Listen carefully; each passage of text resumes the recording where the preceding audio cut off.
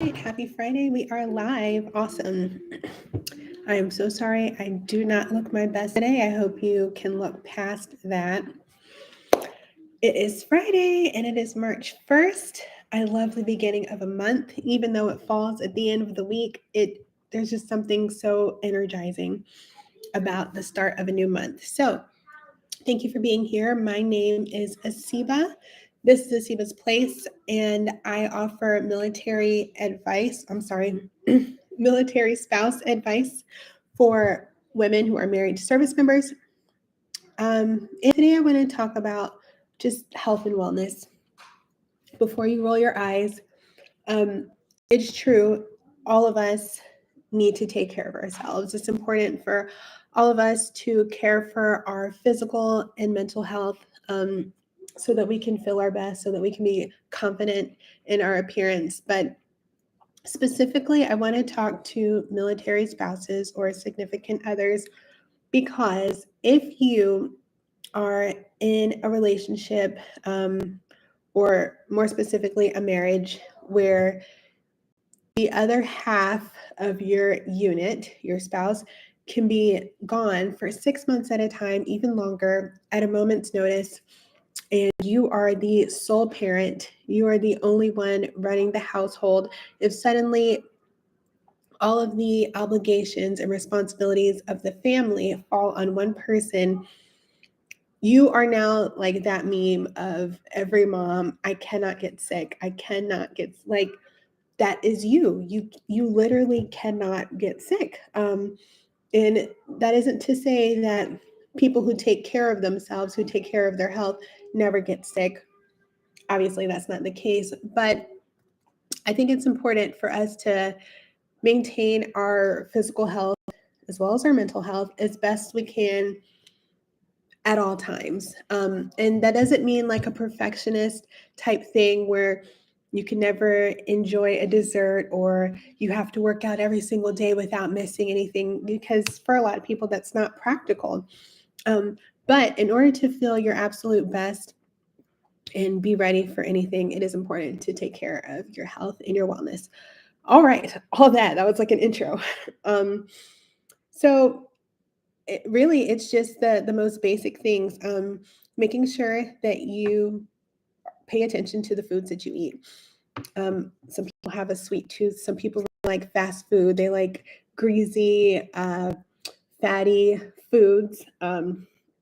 Some people really like sweets and sugar and cakes and cookies. Whatever the thing is, just make sure you're always doing it within moderation. And I personally have always had a really hard time with moderation, because for me, it's a slippery slope. I am a very all or nothing person, which is why my weight tends to fluctuate up and down, because sometimes I will just go on streaks of really, really like focusing in and zeroing in on, just foods that make me feel my best. And then I'll have a weekend where I go to a birthday party and have a piece of cake. But then I come home and bake banana bread and I'll eat 2 slices.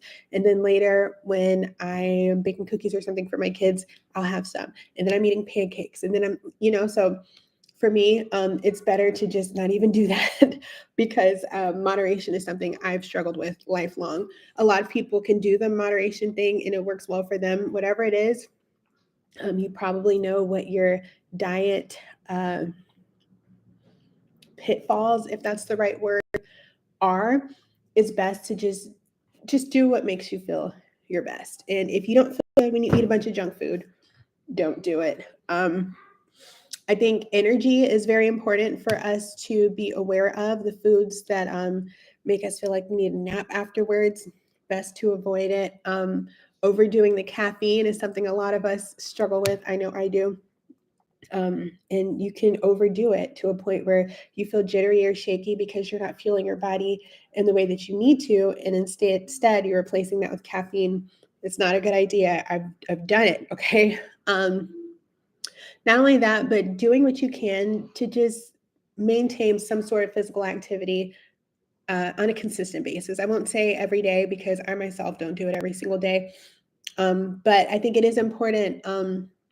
to make sure you're moving your body. Objects at rest stay at rest. Objects in motion tend to stay in motion. So if you get up and you sit on the couch and scroll social media or watch TV or whatever your thing is, that's what you're going to want to do. Like, it's going to be hard for you to get up and go for a walk later or go lift some weights or whatever it is that you need to do, even if it's just housework that requires moving your body. So it's just good to make that a habit. Whether you're already in shape or not, whether you have your spouse at home to kind of help with the housework, if that's something that he does or not. Good, just for your personal well-being, it's good to take care of those things. I happen to be a proponent of supplementing. If you know that you're not eating all of the foods that your body needs, find a good high quality supplement that's going to provide you with those things if you're not getting it from a specific food group. Also, drinking water. That's like one of those popular memes people talk about now, like mind your business and drink water. But it's true, like drinking water is really important. And we love our like sugary beverages. People love soda and juice, and there's nothing wrong with juice as long as it's like real juice, but still you got to drink water, right? Like those three things will go a long way in not only how your body feels, not only in your energy, but consider your mood. Think about how you feel when you get unexpected news. Like, are you just automatically going to rage? Are you feeling out of control and like, I don't know, jittery? The way that you treat your body and the things that you put inside it, and whether or not you move it, make a big difference in that sort of thing. Is your autopilot sort of mood stable, or are you always like feeling a little bit, high strung and crazy? The way that we fuel our bodies can change that. Also, the way that your brain thinks, like, do you have fogginess? Does it take you a while to kind of get focused in the morning? The way that we treat our body really makes a difference in that, and that can be based on that can be across the board, whether you're younger or if you're older, if you have a kind of easygoing, like stable life, or if you never know what's happening from one day to the next. The way that we feed ourselves, whether or not we're drinking water, if we're deficient in certain nutrients, or whether or not we're moving our body, those things are really important. And they really do affect the way that our brains work. Not only that, but how confident you are in just showing up. The things that you have to do every single day, and if you have to be around other people, it's easy to be confident if you know that you're doing your best to look and feel your best. So those are just some things that I wanted to share. I go through phases in life where I'm a lot more dedicated to it. Some phases where I'm not quite as dedicated, excuse me. But I do want to encourage you, if you feel like you've fallen off, like definitely just get back. It's never too late to start taking care of yourself and start feeling better about the person that you're showing up as. I hope that was helpful for somebody. I appreciate you watching. I have linked down below just a little guide where you're going to kind of unlock the person that you know you can be. Some tips for unlocking the vitality that's in you so that you can show up the best person that you possibly can, the best version of you that you possibly can. So I'm going to link that down below. It's totally free, and you can just click and get the goods, the good information that I've got packed down in there. As usual, the blog post that's going to kind of go a little bit more in depth about what I was talking about right here will be linked down below as well. I appreciate you watching, and I will see you in the next video. Bye.